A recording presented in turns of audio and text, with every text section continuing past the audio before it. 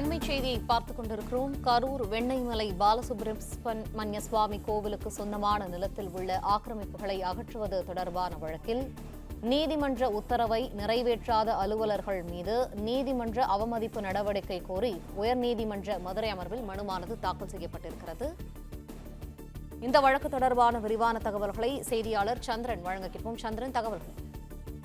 வணக்கம். கரூர் வெண்ணமலை கல்வி பாலசுப்ரமணிய கோவில் சொந்தமான நிலத்தில் ஆக்கிரமிப்பு அகற்று தொடர்பு நீதிமன்ற உத்தரவை நிறைவேற்ற அதே நீதிமன்றம் எடுக்கக்கூடிய வழக்கில் இந்து சமய அறநிலையத்துறையின் ஆணையர் முரளிதரன், கரூர் மாவட்ட ஆட்சித்தலைவர் தங்கவேல், கரூர் மாவட்ட காவல் கண்காணிப்பாளர் நீதிமன்றத்தில் நேரில் ஆஜராயினர்.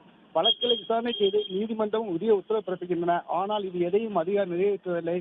நீதிமன்றம் ஏதோ உத்தரவுகளை பிறப்பிக்கிறதை நாங்கள் நடைமுறைப்படுத்த வேண்டுமா என எண்ணம் தோன்றிவிட்ட போல் உள்ளது என நீதிபதி கருத்து தெரிவித்துள்ளனர். நீதிமன்ற உத்தரவை நிறைவேற்ற அதிகாரி நீதிமன்றம் கடுமையான உத்தரவுகளை பிறப்பிக்க நேரிடும் என மதுரை அமர்வு எச்சரிக்கை விடுத்துள்ளது. திருத்தொண்ட சபை அறங்காவலர் ராதாகிருஷ்ணன் மதுரை அமர்வு கரூர் வெண்ணெய்மலை அருள்மிகு தொடர்பாக நீதிமன்ற உத்தரவு நிறைவேற்ற அலுவலர் மீது நீதிமன்றம் கோரி வழக்கு தொடர்ந்தார். இந்த வழக்கை விசாரித்த நீதிபதிகள் வேலுமணி புகழேந்தி அமர்வு விசாரணைக்கு வந்தது.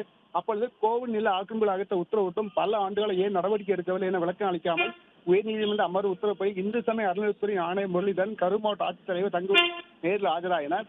அதிகாரி தரப்பில் பட்டா பெற்று கோவில் நிலத்தை ஆக்கிரமிப்பு செய்து கட்டிடம் கட்டியுள்ள பட்டாக்களை வருவாய்த்துறையில் ரத்து செய்துள்ளனர். நடவடிக்கை எடுக்கப்பட்டு வருகிறது. பாதிக்கப்பட்ட நபர்கள் உரிமையில் நீதிமன்றத்தை நாடியுள்ளனர். ஆக்கிரமிப்பு அகற்ற அதிகாரி சென்றால் முழு ஒத்துழைப்பு வழங்குவதில்லை. மேலும் கோவிலுக்கு சொந்தமான 570 ஏக்கர் நிலம் உள்ளது. இதில் 97 ஏக்கர் புறம்போக்கு நிலங்கள் கையப்படுத்தப்பட்டுள்ளது. பல கட்டடங்கள் குடியிருப்புகள் கட்டப்பட்டுள்ளன. அவற்றை நடவடிக்கை எடுத்து வருவதாக தெரிவித்தனர். இதைத் தொடர்ந்து நீதிபதிகள் பாதிக்கப்பட்டோர் உரிமை நீதிமன்றத்தை நாடி இருந்தாலும் தடை விதிக்காத ஏன் நடவடிக்கை எடுக்க அதிக தயங்கினர்? கோவில் சொத்துக்களை அபகரித்த மீது நடவடிக்கை எடுக்க தயங்குவது ஏன்?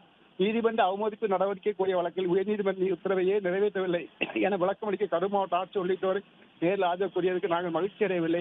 ஆனால் நடவடிக்கை எடுக்க வேண்டிய நோக்கில்தான் இந்த உத்தரவை பிறப்பித்துள்ளனர் என கூறி வழக்கு விசாரணை அடுத்த வாரத்துக்கு ஒத்திவைத்துள்ளனர்.